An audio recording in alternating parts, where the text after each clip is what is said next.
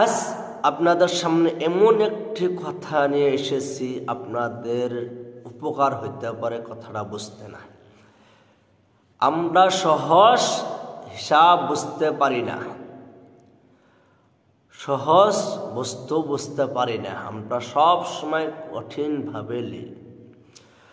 সহজ হিসাব কিন্তু মিলাইতে চাই না, সহজ হিসাব কিন্তু মিলাতে চাই না।